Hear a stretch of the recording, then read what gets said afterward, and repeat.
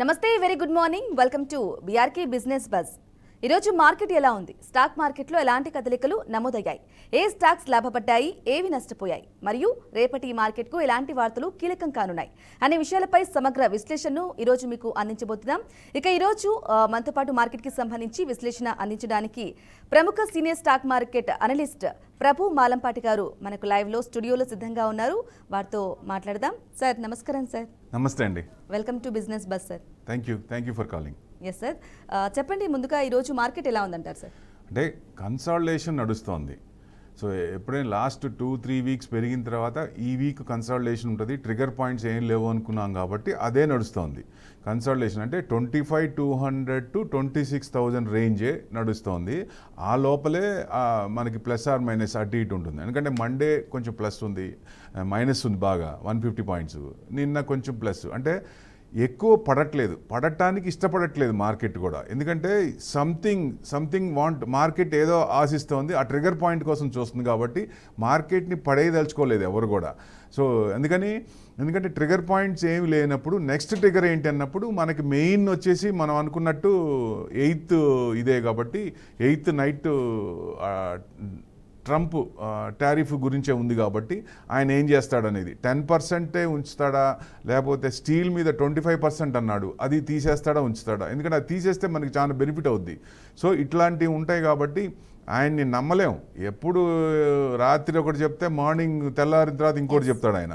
So డెఫినెట్గా tremors ఉంటాయి కాబట్టి ఆయన ఎలా రియాక్ట్ అవుతాడనేది ట్రంప్ సునామీ ఒకటే. ఎప్పుడు ఎలా రియాక్ట్ అవుతారో ఎవరు ఎక్స్పెక్ట్ చేయలేరు. సో అది దాన్ని బట్టి ఉంది కాబట్టి ఓవరాల్గా ఈ వారం కనుక కొంచెం డౌన్లో ఉంటే అంటే నెక్స్ట్ వీక్ పెరుగుతుందనే ఉద్దేశంతో డౌన్ సైడ్ కన్సాలిడేషన్ ఎక్కువ వచ్చే ఛాన్సులు ఉన్నాయని కనపడుతోంది. నిఫ్టీ కూడా నిన్న 25 పాయింట్స్ అన్నట్టు. అంటే నిన్న కాంట్రిబ్యూషన్ ఏంటంటే రిలయన్సే బాగా కాంట్రిబ్యూట్ చేసింది. హెచ్డిఎఫ్సి, ఐసిఐసి, రిలయన్స్ ఈ మూడు కలిపి మార్కెట్లో 70%. మిగతాయి కూడా తగ్గినాయి కాబట్టి ఆ రేంజ్లో ఉంది. అది లేకుండా ఉంటే ఇంకా మార్కెట్ కొంచెం అదే రిలయన్స్ లేకుండా ఉంటే మైనస్లో క్లోజ్ అయ్యేది. ఎందుకంటే మేజర్ పర్సంటేజ్ ఆఫ్ ఇది రిలయన్స్ కాబట్టి, రిలయన్స్ ఉంది కాబట్టి అది లేకుండా ఉంటే మైనస్లోకి లేదు. బ్యాంక్ నిఫ్టీ మటుకు కొంచెం మార్నింగ్ కొంచెం పడి రికవర్ అయింది. 300 పాయింట్స్ పడి ఇంట్రాడే లో నుంచి కొంచెం రికవర్ అయింది. అంటే క్లియర్లీ ఇండికేషన్ ఏంటంటే బ్యాంక్ నిఫ్టీ స్టాక్స్ ప్లస్లోనే ఉండొచ్చు, అది స్ట్రాంగ్గా ఉన్నాయి. నిఫ్టీని కూడా సపోర్ట్ చేసేది బ్యాంక్ నిఫ్టీయే. అందుట్లో హెచ్డిబి లిస్టింగ్ ఇవ్వాలా, అంటే హెచ్డిఎఫ్సి బ్యాంక్కి కన్సర్న్ కదా. సో డెఫినెట్గా ఇది మనం చూడాలి ఇవాళ ఎలా రియాక్ట్ అవుతుంది. హెచ్డిబి లిస్టింగ్ రోజు ఎలా రియాక్ట్ అవుతుంది. మార్కెట్కున్న రేట్ కంటే తక్కువ ఇచ్చారు, 740కి ఇచ్చారు. సో డెఫినెట్గా అది ఎలా రియాక్ట్ అవుతున్నది చూడాలి. డెఫినెట్గా అందరు అప్లై చేసిన వాళ్ళందరికీ దాదాపుగా ఎక్కువ మంది పర్సంటేజ్ వచ్చినాయి. సో లాంగ్ హోల్డింగ్ పెట్టుకున్న మంచిదే. డెఫినెట్గా ఇవాళే అమ్ముకోవాలని లేదు. ఐపీఓలో మనకు అనుకున్నవన్నీ రావు, తక్కువ వస్తాయి కాబట్టి 15,000 నుంచి 2 లక్షలు అప్లై చేసినప్పుడు తక్కువ వస్తాయి. ఆ తక్కువ మార్కెట్ ఇది కంపెనీ బాగుంది అనుకుంటే మటుకు మార్కెట్లో కూడా కొనుక్కొని లాంగ్ టర్మ్ పెట్టుకుంటే బ్రాండ్ నేమ్ హెచ్డిఎఫ్సిది కాబట్టి డెఫినెట్గా మంచి ఇదే ఎక్స్పెక్ట్ చేయొచ్చు. నిన్న అన్ఎక్స్పెక్టెడ్ ఏంటంటే యాక్సిస్ బ్యాంక్ తగ్గింది, 2% తగ్గింది. సో ఆ ముందు రోజు 2% పడింది, నిన్న 2% అబోవ్, అంటే 4.5% ఇన్ ట్రేడింగ్ సెషన్స్. 2 ట్రేడింగ్ సెషన్స్లో 4.5 అంటే బాగా పడినట్టు కదా. సో అది కనుక లేకపోతే బ్యాంక్ నిఫ్టీ ఇంకా కొంచెం మంచి జూమ్ అయ్యేది నిన్న. ఇవాళ హెచ్డిబి రియాక్షన్ చూడాలి కాబట్టి. సో యుఎస్ మార్కెట్ చూస్తే కంటిన్యూస్గా ఆల్ టైమ్ హై టచ్ అవుతూనే ఉన్నాయి. సో వాళ్ళు కూడా కొంచెం ఏం చేస్తారనేది, ట్రంప్ ఏం చేస్తాడనేది ఉంది కాబట్టి అక్కడ న్యూస్ ఏంటంటే ఎలాన్ మస్క్ కొత్త పార్టీ పెడుతున్నారని, ది అమెరికా పార్టీ అని. సో ఈయన చేసే అన్ని యుఎస్ డెట్ పెరుగుతోంది, $37 ట్రిలియన్ అండి. అంటే దాని మీద ఇంట్రెస్ట్ ఎంత పే చేస్తున్నారు? $1 ట్రిలియన్ ఎవ్రీ ఇయర్ పే చేస్తున్నారు. అది చాలా ఎక్కువ ఉంది. స్పెండింగ్ తగ్గించుకోవాలి. ఆయన స్పెండింగ్ ఎక్కువ చేస్తున్నారు. ఈ వార్స్ అన్నీ ఉన్నాయి కాబట్టి ఆయన డెడ్ అగెనెస్ట్. అంటే మెయిన్ వాళ్ళిద్దరికి చెడింది ఆ కొత్త బిల్లు తీసుకొచ్చినప్పుడు ఏవైతే టెస్లా కార్లు ఉన్నాయో వాళ్ళకి డిస్కౌంట్ అనేది గవర్నమెంట్ నుంచి అందుతోంది. అది నేను ఆపేస్తానని చెప్పినప్పుడు ఆ ఇద్దరికి పడట్లేదు. లేదు. సో అందుకని బయటకు వచ్చి నెక్స్ట్ నేను పార్టీ పెడతాను అన్నట్టుగా ఇండికేషన్ ఇస్తున్నాడు ఆయన. సో దానివల్ల ఆయనేమో నేను నీకు అసలు ట్యాక్స్ సోప్స్ ఏమేమో మొత్తం అని అన్ని రకాలుగా ఇబ్బంది పెడుతున్నాడు. సో వీళ్ళ యుద్ధం ఇంటర్నల్ యుద్ధం ఏమవుతుంది అనేది కూడా మనం చూడాలి ఇన్ ఫ్యూచర్లో. సో ఎవరు గెలుస్తారు అనేది. ఇప్పుడు ప్రస్తుతానికైతే మిడ్ ఎలక్షన్స్ కూడా ఉన్నాయి యుఎస్లో. మిడ్ ఎలక్షన్స్లో నేను సపోర్ట్ చేయనని ఖరాఖండిగా చెప్పేశాడు ఎలాన్ మస్క్. అంటే ఇమీడియట్గా తీయటానికి లేదు, కానీ ఒకవేళ మిడ్ ఎలక్షన్స్లో ఏదైనా తగ్గితే ఆ పార్టీ అంతర్మదం చేసుకొని అంటే ప్రెసిడెంట్షిప్ మార్చే ఇది కూడా ఉంటుంది ఒక్కోసారి. అందుకే కెనడా చూసాం కదా, జస్టిన్ ట్రూడోని మార్చేసి వేరే కొత్త ఆయన తీసుకొచ్చారు, తర్వాత ఎలక్షన్స్ అయినాయి. సో అట్లానే ఇక్కడ కూడా చేయొచ్చు, ఎందుకంటే జనాల్లోంచి రివోల్ట్ వచ్చినప్పుడు ఇలాంటి రియాక్షన్స్ వస్తాయి. సో ఏది ఏమైనా ఆయన అన్ని విధాలుగా ఇబ్బంది పెడుతున్నారు. బయట కంట్రీస్నే కాదు, యుఎస్ పీపుల్ని కూడా ఇబ్బంది పెడుతున్నాడు. ఏది ఏమన్నా చిన్న ఇప్పుడు 100 రూపీస్ పెట్టి కొనుక్కోవాలంటే ట్యాక్స్లన్నీ వేస్తే చైనా అంటే 245%కి వెళ్ళాడు ఆయన. అంటే 100 రూపాయలు పెట్టుకోవాల్సింది 245 రూపాయలు పెట్టుకోవాలి. అది మళ్ళీ చివరికి ఏం చేశాడు ఆయన, యథాసతికి వచ్చాడు ఆయన, ఒరిజినల్ స్టేజ్కే వచ్చాడు. అట్లానే మనకేంటి పరిస్థితి, మనకేం తగ్గిస్తాడా లేకపోతే పెంచుతాడా అనేది ఒక మార్కెట్కి ఒక ఇది ఉంది కాబట్టి కొంచెం ప్రాఫిట్ బుకింగ్ వస్తుంది. ఈ వారం ట్రేడర్స్ కూడా కొంచెం చూసుకొని ఆయన పెద్ద నెగిటివ్ చెయ్యకపోవచ్చు అనేది ఒక ఎక్స్పెక్టేషన్. సో డెఫినెట్గా అది పాజిటివే ఉండొచ్చు. మనకి మండే మార్నింగ్ దాని ఎఫెక్ట్ పడుతుంది కాబట్టి సండే నైట్ది డెఫినెట్గా నెక్స్ట్ వీక్ కొంచెం జూమ్ అయ్యే అవకాశాలు ఉన్నాయి. నెక్స్ట్ మేజర్ ఈ సిరీస్లో ఏంటంటే కార్పొరేట్ రిజల్ట్స్ టీసీఎస్తో స్టార్ట్ అవుతాయి. కార్పొరేట్ రిజల్ట్స్ అడ్వాన్స్ ట్యాక్స్ బాగా కట్టారు కాబట్టి ఎక్కువే ఉండొచ్చు, రిజల్ట్స్ బాగుండొచ్చు. సో మార్కెట్ విల్ డిసైడ్, అంటే corporate results will decide the direction of the market. దాన్ని మనం చూసుకోవాలి. ఈ రెండు ఉన్నాయి. ఇంకా ఈ రెండు కనుక మనకి క్లియర్ అయితే డెఫినెట్గా ఈ మంత్లోనే, ఈ సిరీస్లోనే, జూలై సిరీస్లోనే ఆల్ టైమ్ హై వచ్చే అవకాశం ఉందా అంటే వచ్చే అవకాశాలు ఉన్నాయి.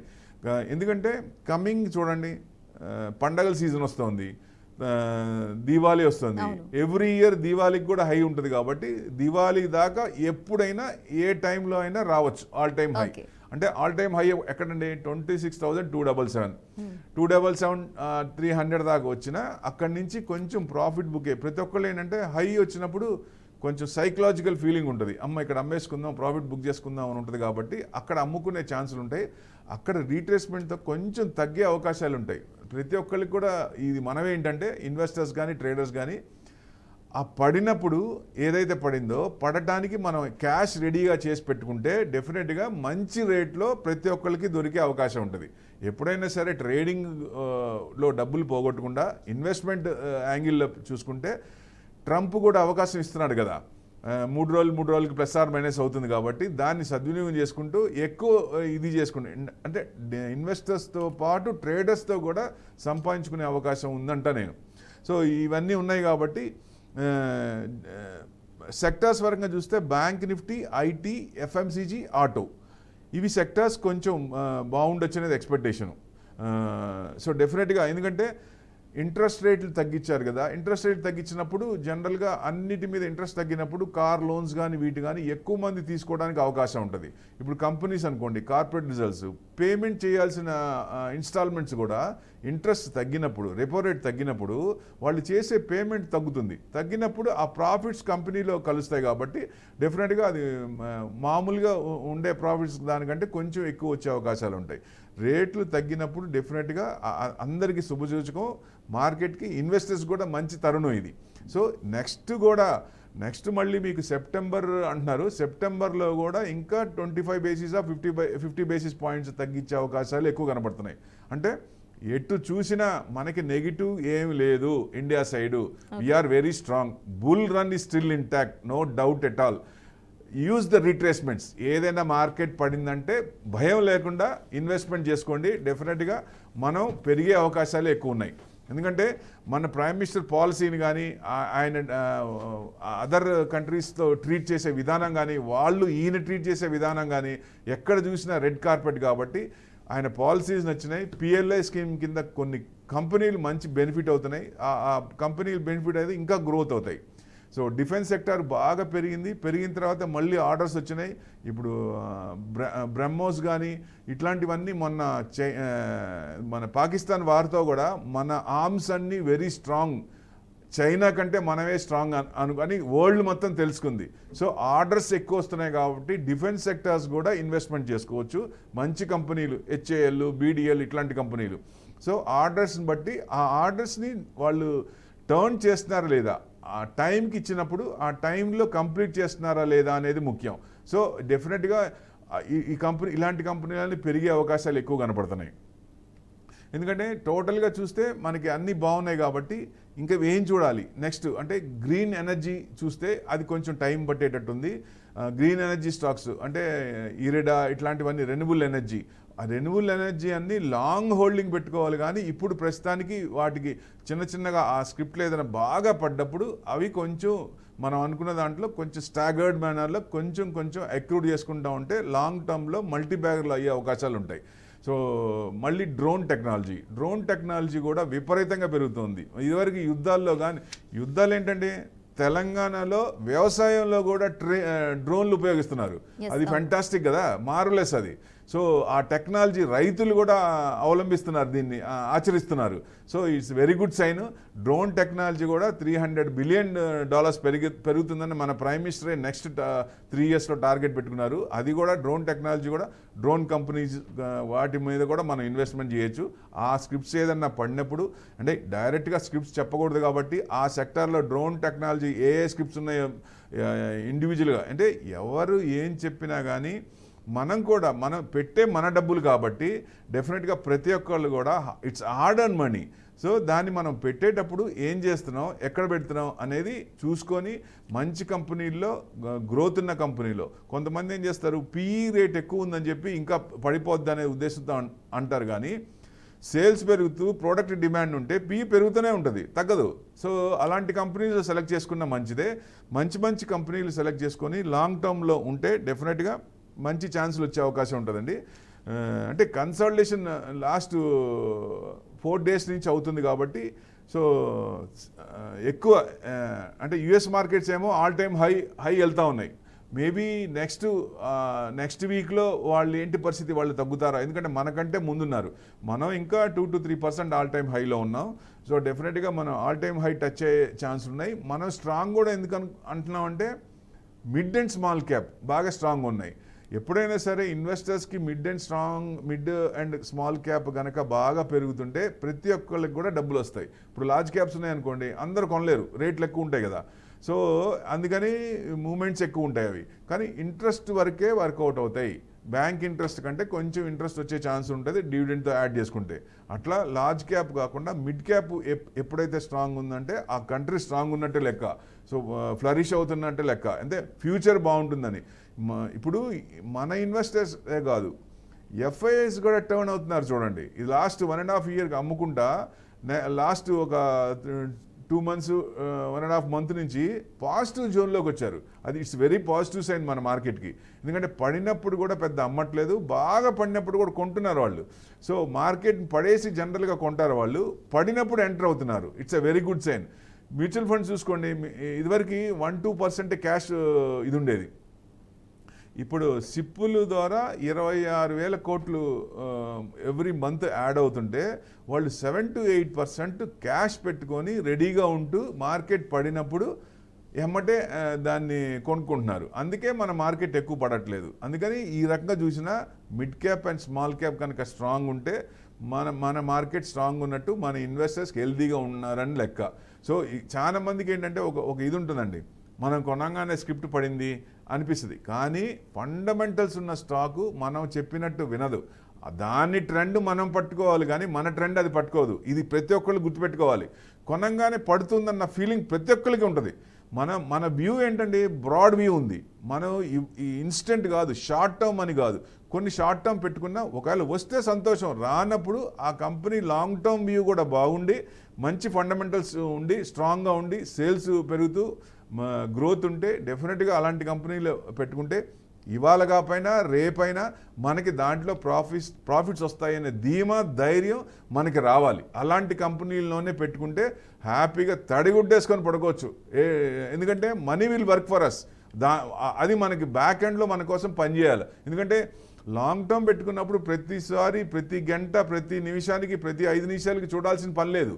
సో ఎప్పుడైతే మనం మార్కెట్ బాగా ఫ్లరిష్ అవుతుందో, మన ప్రాఫిట్స్ మన టార్గెట్ ప్రకారం మన టేస్ట్ ప్రకారం వచ్చిందో, అక్కడ చూసుకొని కొంత పర్సంటేజ్ ఎగ్జిట్ అవుతూ మళ్ళీ రీట్రేస్మెంట్ అయినప్పుడు మళ్ళీ ఎంటర్ అవుతూ చేస్తే ఏదైనా మంచిదండి. డెఫినెట్గా ప్రతి ఒక్క ఇన్వెస్టర్ కూడా ఇలా చెయ్యాలి, చేస్తేనే కరెక్ట్ ఎక్కువ.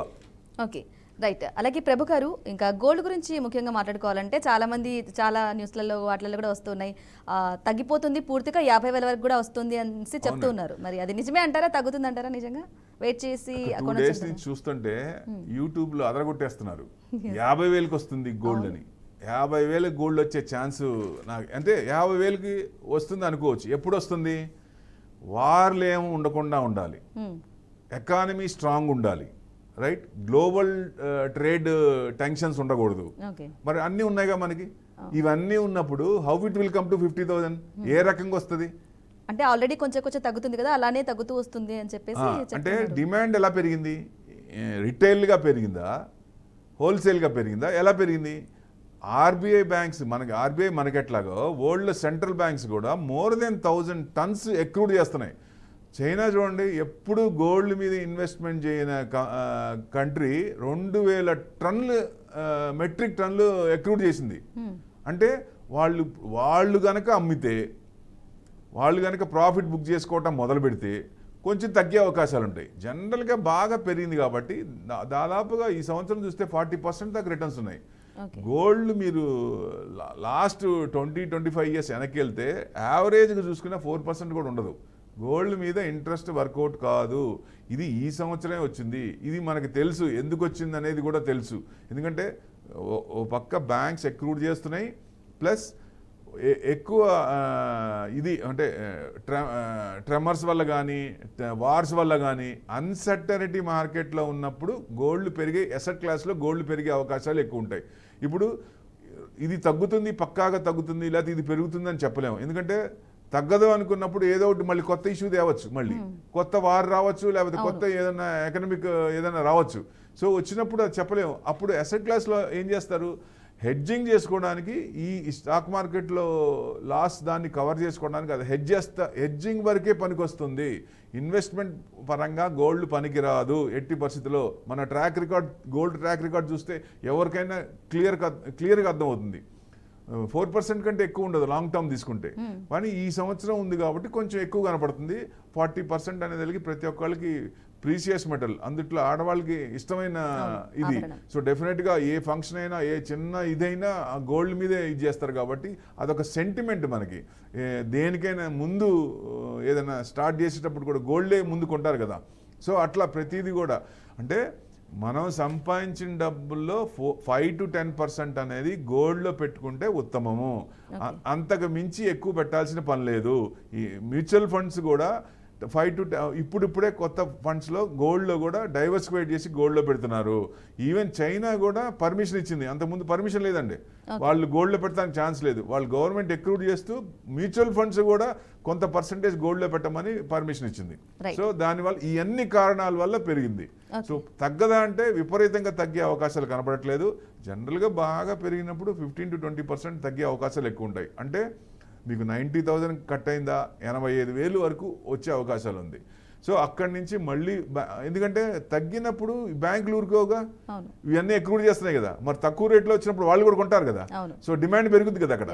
సో ప్రైస్ అక్కడ పెరిగే ఛాన్స్ ఉంటుంది. అంతేగాని విపరీతంగా బాగా తగ్గిపోద్ది అక్కడ కొనుక్కుందాం ఉద్దేశం ఉంటే ఆ ఆలోచనే డ్రాప్ అవటం మంచిదని నా ఉద్దేశం. ఎందుకంటే వస్తే సంతోషమే, 50,000కి వస్తే సంతోషమే, కానీ ఛాన్స్ కనపడట్లేదండి. ఎస్, ప్రభు గారు కాలర్ ఉన్నారు, మాట్లాడదాం.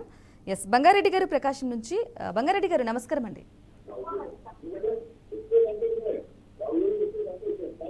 హలో, ఎస్, టీవీని మ్యూట్ చేసి మాట్లాడండి దయచేసి.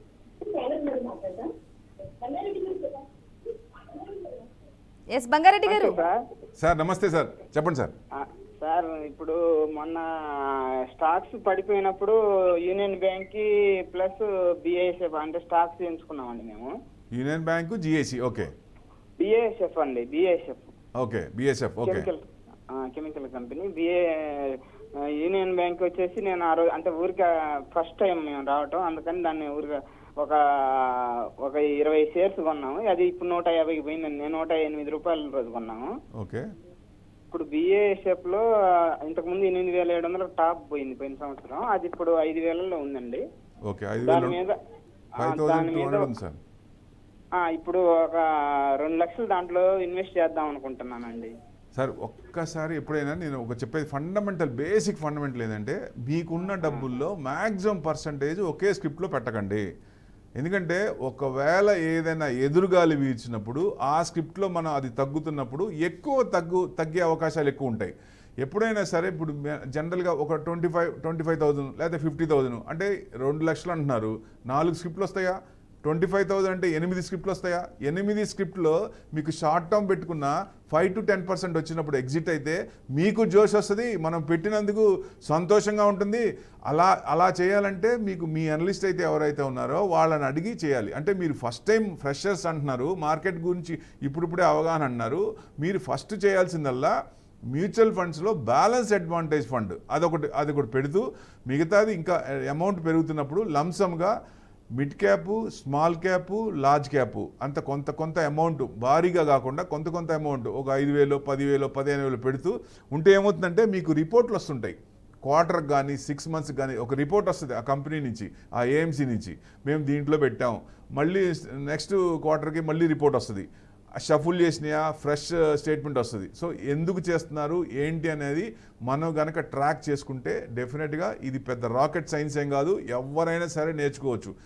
ఇది మీ హార్డ్ ఎర్న్ మనీ కాబట్టి ఎవరు చెప్పినా కానీ స్టడీ చేయాలి. అంటే ముందు మన తరపున మ్యూచువల్ ఫండ్స్ అన్ని పెడతాయి కాబట్టి వాళ్ళని చూస్తూ తర్వాత మీరే 10 మందికి చెప్పే ఇది వస్తుంది. ఆ గ్రిప్ మీరు తెచ్చుకోవాలి. ఏ స్క్రిప్ట్ అయినా ఫండమెంటల్గా తెచ్చుకునేది స్ట్రాంగ్ ఉన్నాయి, ఎలా చూడాలి ఏంటి అనేది నెంబర్ డిస్ప్లే అవుద్ది. మీరు మామూలు తర్వాత ఎందుకంటే అన్నీ చెప్పలేం కాబట్టి మీరు తర్వాత ఫోన్ చేస్తే విపులంగా చెప్తానండి. ఓకే రైట్ బంగారెడ్డి గారు, థ్యాంక్ యూ అండి. రైట్ ప్రభు గారు, ఇక చివరిగా చెప్పండి, ఏ కంపెనీల షేర్ల విలువలు పెరుగుతాయంటారా? 100% పెరుగుతాయండి. పెరగమనే ఛాన్స్ లేదు. ఇప్పుడు పెరుగుతాయి అనేది పర్ఫెక్ట్గా పెరుగుతాయి అని మనం మామూలుగా చెప్పకూడదు. జనరల్గా ఏంటంటే గవర్నమెంట్ బాగుంది, కంట్రీ ఇది బాగుంది, ఫ్లరిష్ అవుతుంది అన్నప్పుడు ఇన్వెస్ట్మెంట్ అందరి చూపు కూడా ఇండియా మీదే ఉంది. సో ఇన్వెస్ట్మెంట్స్ అందరు కూడా పాకిస్తాన్ వార్ అప్పుడు కూడా కొన్ని యూరోపియన్ కంట్రీస్ కానీ మిడిల్ ఈస్ట్ కంపెనీస్ కానీ మేము ఇండియాలో ఇన్వెస్ట్మెంట్ చేయాలి, మాకు వార్ వద్దు అని ప్రెజర్ చేస్తే ట్రంప్ కూడా ఒక రకంగా ఎంటర్ అయ్యి కొంచెం ఇది చేసి దాన్ని తగ్గించినట్టు ఒక రకంగా ఆయన స్వార్థం ఉన్నా, ఎందుకంటే ఆయన వీటి మీద అటాక్ చేసేదానికి ఆయనకు భయం వేసింది, కొంచెం ఇది చేశారు. ఏదైనా వార్స్ అనేది మంచిది కాదు. మన ప్రైమ్ మినిస్టర్ అన్నట్టు ఇది 100% ఇది మన పాలసీ బాగుంది కాబట్టి ఇన్వెస్ట్మెంట్ ఎక్కువ ఫ్లో వస్తే డెఫినెట్గా మన కంట్రీ ఇంకా పెరిగే ఛాన్స్ ఉంటుంది. అన్నీ బాగున్నాయి అనుకోండి, గుర్తుపెట్టుకోండి డిసెంబర్కి 30,000 నిఫ్టీ కూడా వచ్చే అవకాశాలు ఉన్నాయి, అన్నీ బాగుంటాయి. సో డెఫినెట్గా మనం ఫ్యూచర్లో ఏం జరుగుతుందో చెప్పలేము. ఏదన్నా వచ్చినా మనం తట్టుకోగల పరిస్థితి మన ఇన్వెస్టర్స్ కానీ కంట్రీకి కానీ గవర్నమెంట్ కానీ ఉంది కాబట్టి మనకి డోకా లేదంట నేను. ఓకే రైట్ ప్రభు గారు, థ్యాంక్ యూ అండి. మార్కెట్ పై మీ విశ్లేషణను డీటెయిల్గా అందించినందుకు థ్యాంక్ యూ. రైట్గా చూశారు కదా, ఈరోజు మార్కెట్ పై మా విశ్లేషణ విన్నారు కదా. మరి ఇది ఇవాల్టి బీఆర్కే బిజినెస్ బజ్ కార్యక్రమం. మళ్ళీ రేపు సరికొత్త మార్కెట్ అప్డేట్స్తో మళ్ళీ కలుద్దాం. చూస్తూనే ఉండండి బీఆర్కే బజ్. నమస్కారం.